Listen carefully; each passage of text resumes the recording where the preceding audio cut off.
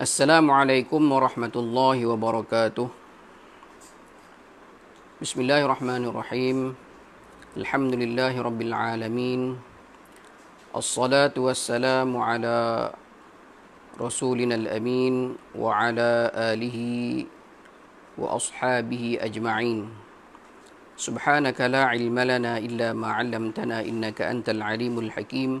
Rabbi shrah li sadri wa yassir li amri wa hlul 'uqdatam min lisani yafqahu qawli wa ba'd. Alhamdulillah tuan-tuan, bertemu lagi kita pada malam ini insya-Allah.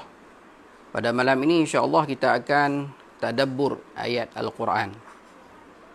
Surah pilihan yang saya pilih pada malam ini insya-Allah iaitu surah At-Takatsur. Surah At-Takatsur. Jadi tuan-tuan yang bersama saya pada malam ini insya-Allah bolehlah tolong share siaran ini kepada kawan-kawan, sahabat-sahabat andai dalam grup yang tuan-tuan ada, insya-Allah bolehlah ramai lagi memanfaatkan kuliah kita pada malam ini insya-Allah.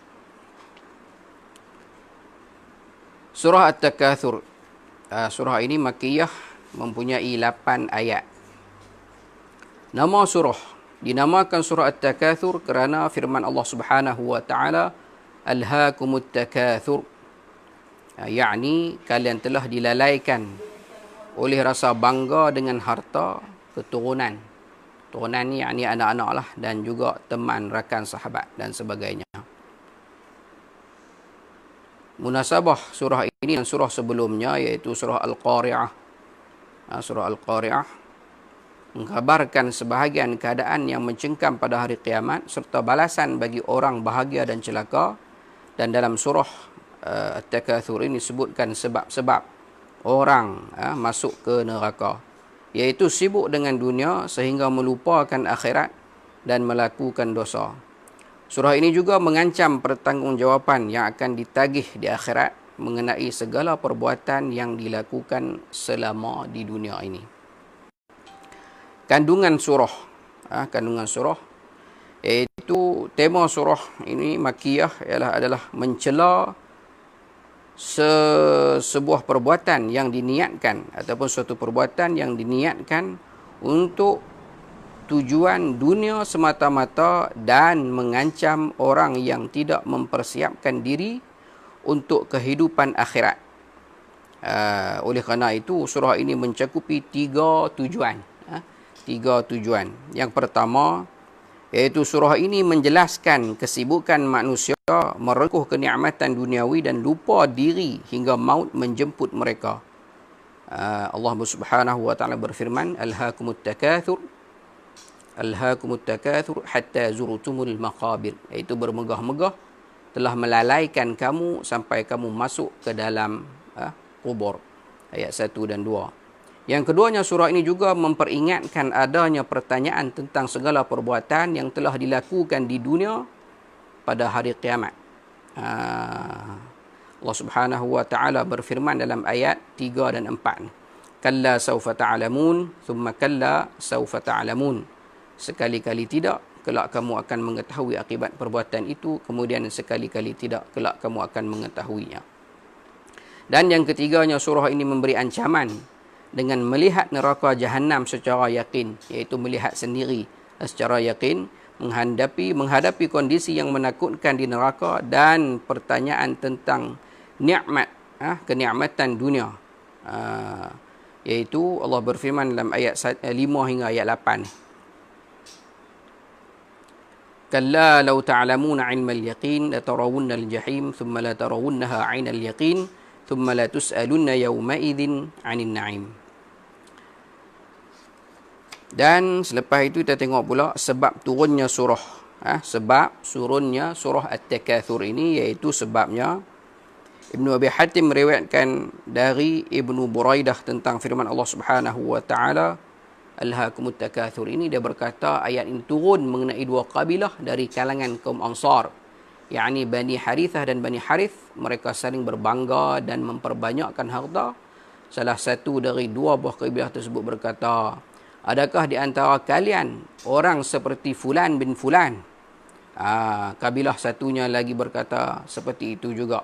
Lalu mereka berbangga-bangga dengan orang yang masih hidup. Jadi berbangga-bangga dengan orang-orang yang hebat ni.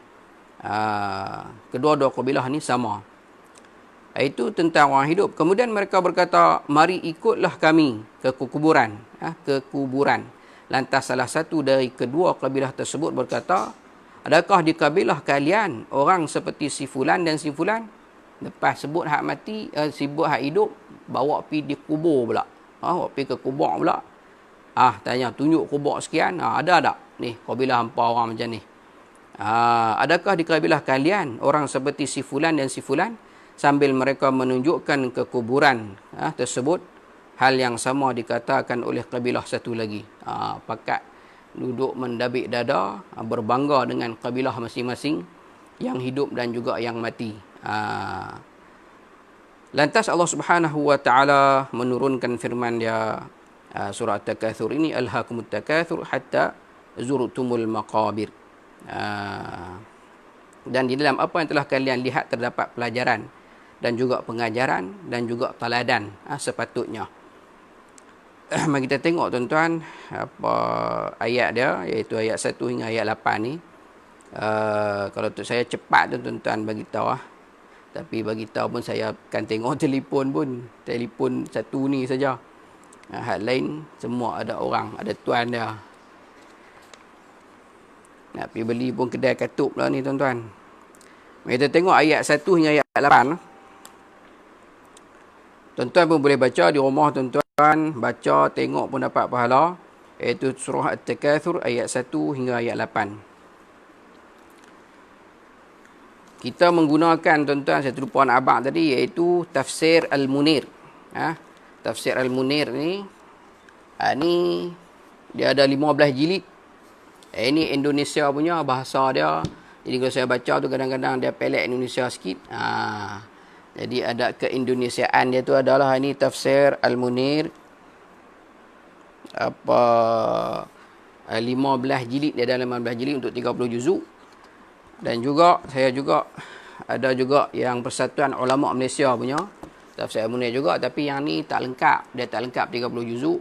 Hanya ada juzuk 27, 28, 29, 30, 1, 2, 3. 1, 2, 3, 27, 28, 29, 30 yang ada dekat saya lah.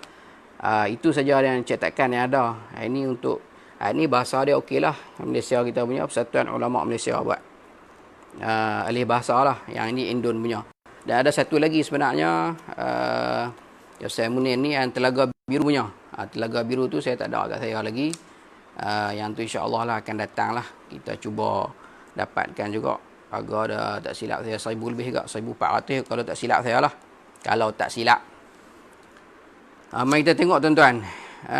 Ayat pada malam ini.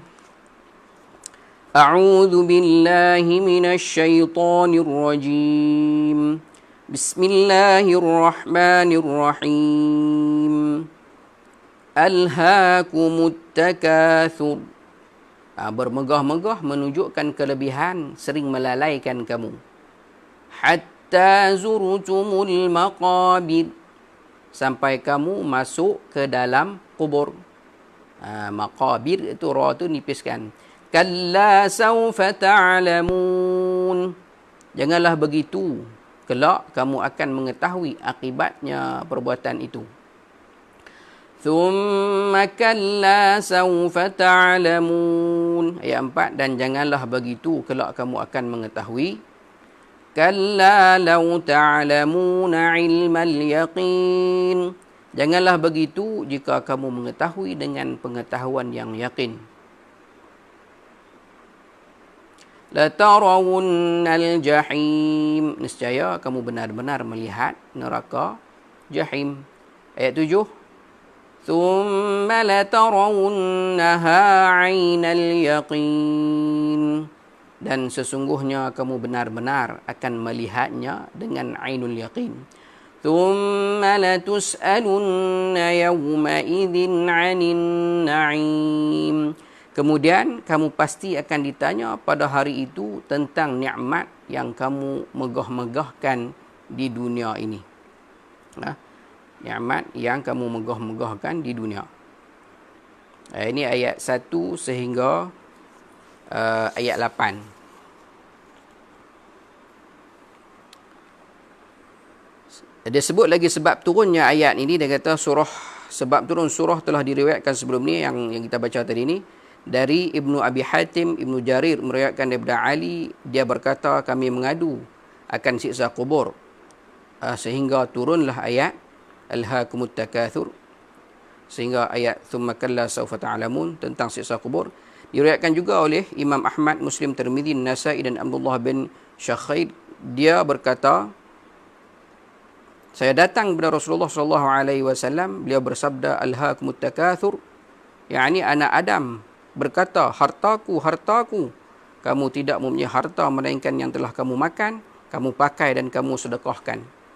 Muslim berkata dalam kitab sahihnya dari Abu Hurairah radhiyallahu an, dia berkata Rasulullah SAW bersabda, yaqulul 'abdu mali mali innama lahu min malihi thalathun ma akala fa afna aw labisa fa abla aw tasaddaqa fa amda wa ma siwa dhalika fa dhahibun wa tarikuhu linnas. Maksudnya hamba berkata, hartaku, hartaku.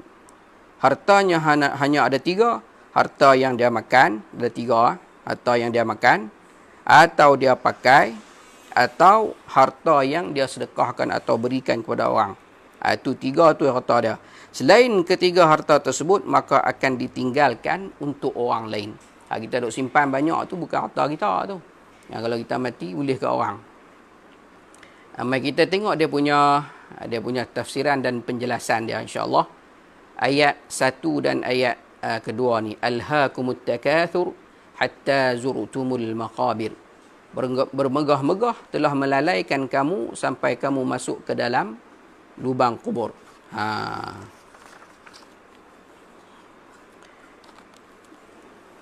Yang ini dia kata, firman Allah Subhanahu wa taala bermegah-megah menunjukkan kelebihan yang sering melalaikan kamu sampai kamu masuk lubang kubur.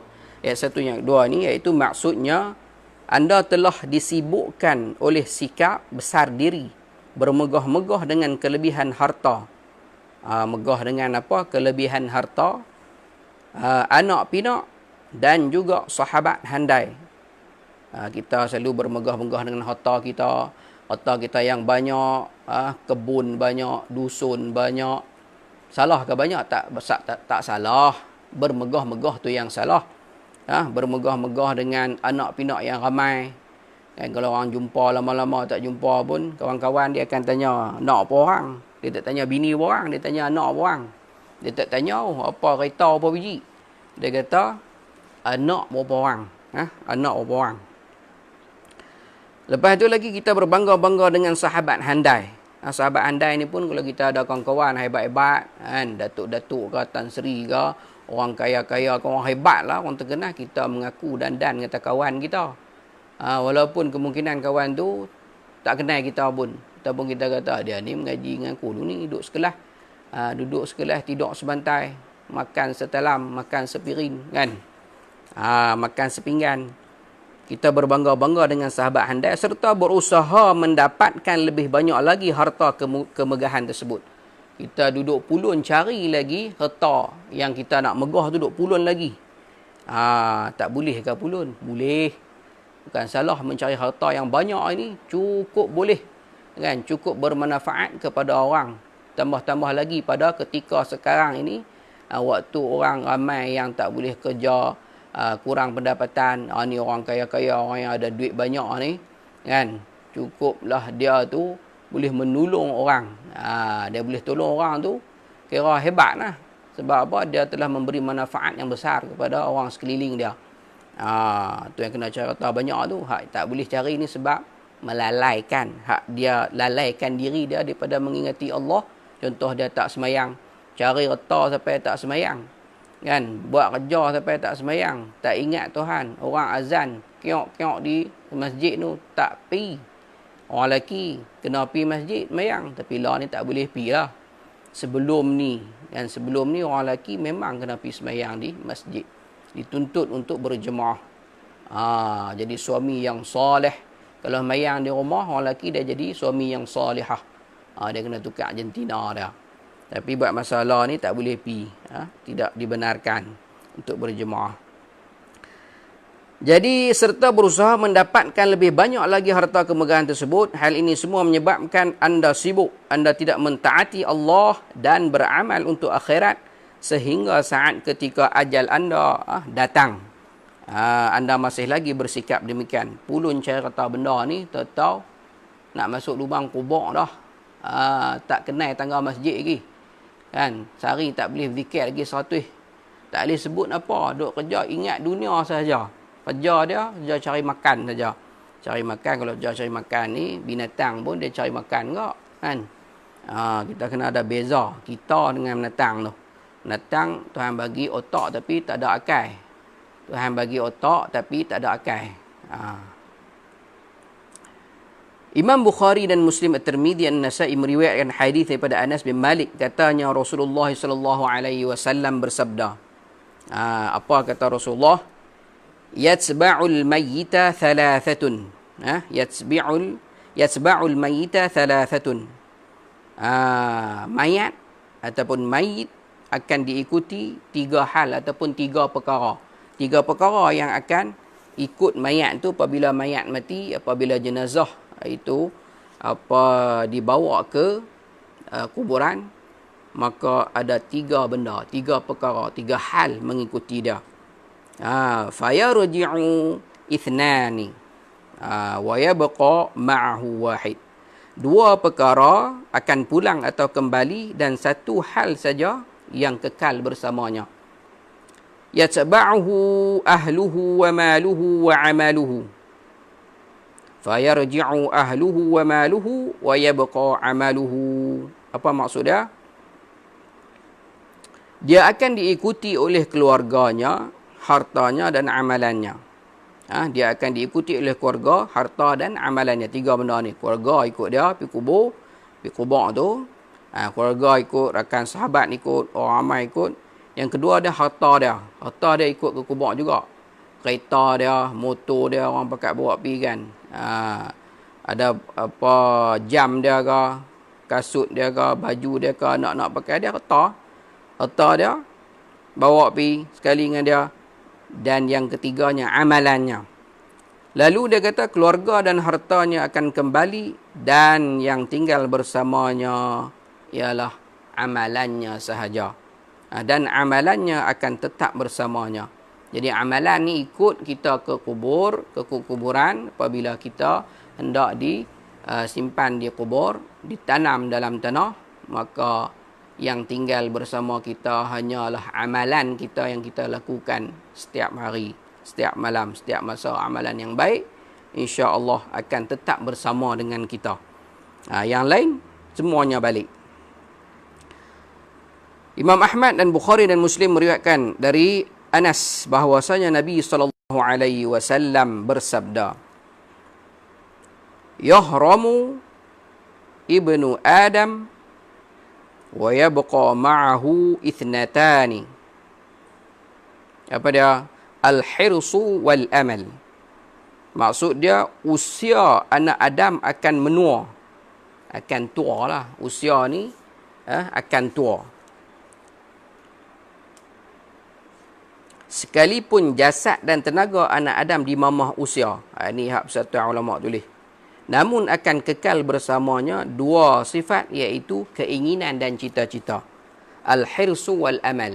Keinginan dan cita-cita ni walaupun tua, umur dah lanjut dah, keinginan tu masih muda. Cita-cita dia tu cukup tinggi. Duk nak mati dah 2-3 hari lagi nak mati, seminggu lagi nak mati, nyawa pun dah ham-ham dah. Ada orang mai sembang, orang mai tengok dia sakit, abang kata ada tanah di ujung kampung nak jual seralung 50,000. Dia panggil, dia bisik, mai dia nak juga. Dia pun nak beli lagi, nak mati dah. Duk kira nak beli lagi. Bukan dia duk fikir nak beli kat dia tu, mungkin dia fikir nak kat anak cucu dia, tapi cita-cita tu ada. Keinginan. Contoh orang lelaki kan, walaupun umur dia tua, dia tetap suka kepada wanita yang muda. Walaupun dia umur 60, 70, 50-an, dia tetap suka dekat wanita hak muda-muda. Keinginan tu muda. Keinginan tu dia tak tua, umur saja tua. Umur saja tua. Adapun dia kata hukum ziarah kubur adalah mubah, boleh lah, harus dengan etika-etika yang bersesuaian dengan syariat. Seseorang penziarah memulai dengan mengucapkan salam kepada ahli kubur pada posisi kepala. Bagi salam, mai lalu ke kepala, Assalamualaikum, nama dia, ataupun Assalamualaikum ya ahlal kubur, ataupun Assalamualaikum ya ahlal diyar. Boleh belakang lah. Kita bagi salam di posisi kepala si mayit. Kemudian dia menghadap ke kiblat dan berdoa kepada Allah Azza wa Jalla agar diberikan rahmat dan keampunan kepada si mayit. Ini kalau adab kita pergi ziarah kubur, kita bagi salam dekat ahli kubur dan juga kita doakan dia. Doa baca dalam sembahyang mayat tu pun boleh, sembahyang jenazah. Kan? Kalau tak erti doa lain, Allahumma ghafir lahu warhamhu wa'afi wa'fu anhu, untuk lelaki lah. Atau kita baca doa Melayu tak boleh. Allahumma ja'al qabrahu rawdatan min riyadil jannah wa la taj'al qabrahu hufratan min hufarin niran. Kita minta bagi kubur dia jadi taman-taman syurga, bukan daripada lubang-lubang daripada lubang api neraka. Tak tahu doa Arab, tibai dalam Melayu. Cakap bahasa Melayu, ya Allah Tuhanku, ampun dosa dia, rahmatilah dia, luaskanlah kuburnya, ampunkanlah dia ya Allah. Minta saja doa. Allah faham bahasa kita. Kemudian dia menghadap ke kiblat dan berdoa kepada Allah Subhanahu wa taala agar dia memberikan rahmat dan keampunan kepada si mati tadi dan dirinya sendiri dan juga kaum muslimin seluruhnya. Minta ampun kepada orang mati tadi, si mayit ataupun orang yang berada dalam kubur tu, dan seluruh ahli kubur dan juga seluruh muslim muslimat yang hidup dan yang mati. Ini doa, kalau kita doanya doa untuk diri kita saja, untuk semua orang. Untuk semua orang.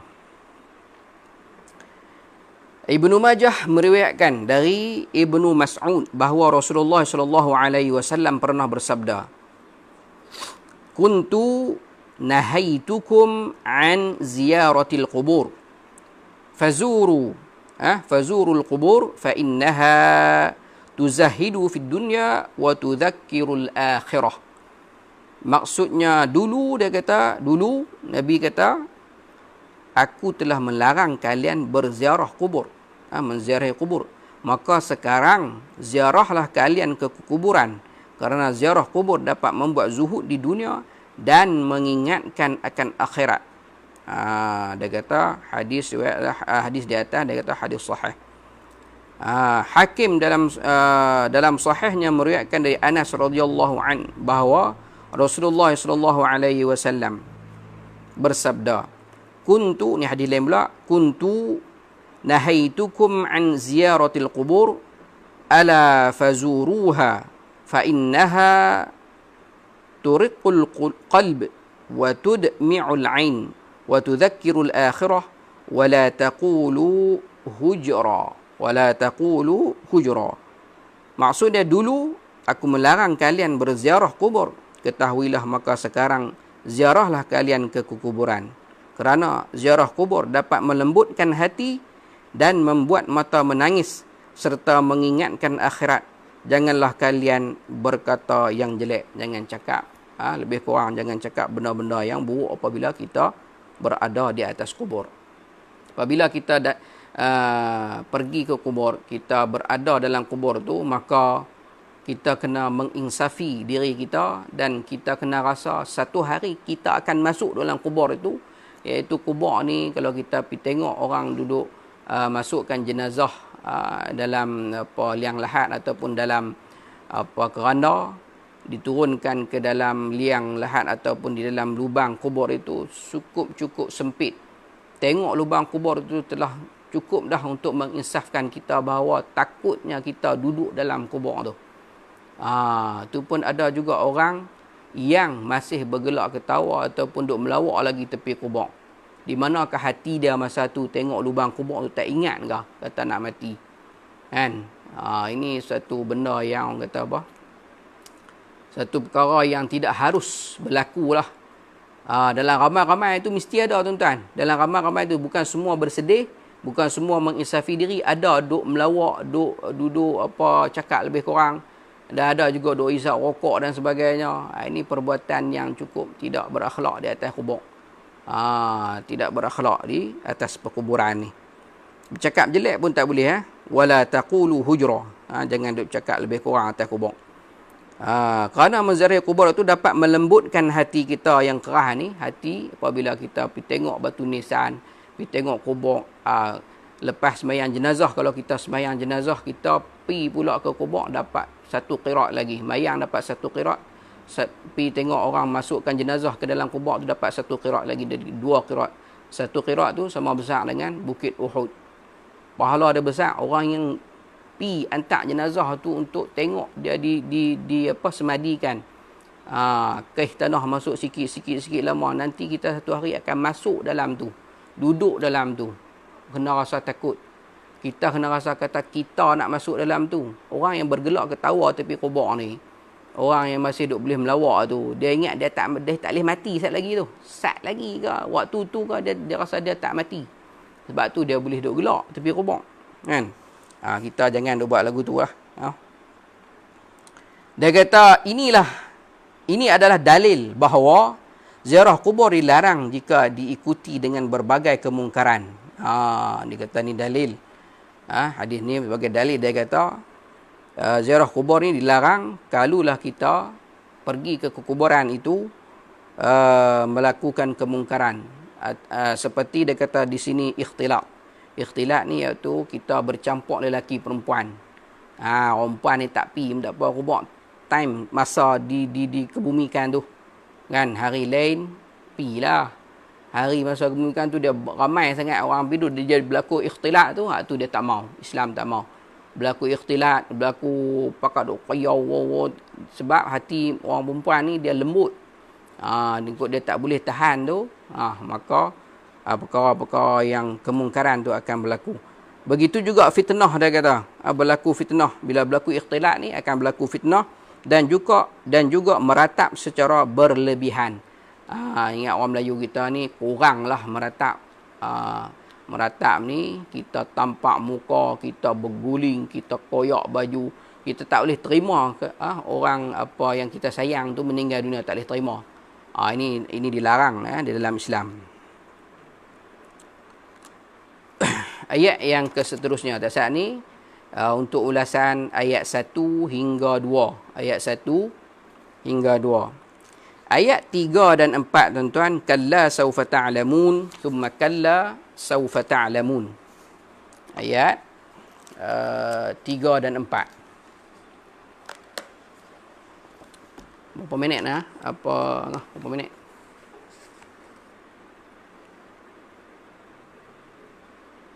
Ayat 3 dan 4 ini 28 minit. Saya ingat ayat 3 dan 4 ni 5, 6, 7, 8 ni insya-Allah kita sambung malam esok pun. Jadi panjang tu, kadang-kadang kalau panjang ni orang pun tak mau tengok. Dia tengok dia kata habis data. Kan dia kata habis data, depa kata, bukan saya kata. Kemungkinan orang tengok panjang-panjang sebab tu depa duk kerat ceramah seminit, 2 minit, 3 minit, orang mudah tengok, orang mudah faham. Jadi panjang ni orang buka tengok panjang. Kadang-kadang lah ahli ilmu ni, orang yang suka benda ilmu, dia tak kisah kalau panjang pun.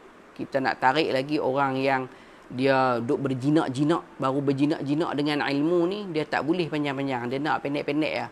Dia nak seminit, 2 minit, 3 minit. Kalau boleh yang pandai-pandai tu kerat video yang panjang ni, ambil yang bagi orang faham lah, bukan kerat sampai orang tak faham. Kita tengok insya-Allah lah malam esok atau malam yang akan datang, jika diberi kesempatan dan kesihatan, insya-Allah kita akan sambung. Kita tengok lagi tadabbur ayat 3, 4, 5, 6, 7, 8 malam esok insya-Allah. Jika ada salah silap tuan-tuan, saya minta maaf lah. Tolong share lah video ni kepada kawan, sahabat, rakan dalam grup dan sebagainya, supaya ramai lagi orang dapat manfaat. Salah silap saya mohon maaf. Allah Subhanahu wa taala a'lamu bissawab. Assalamualaikum warahmatullahi wabarakatuh.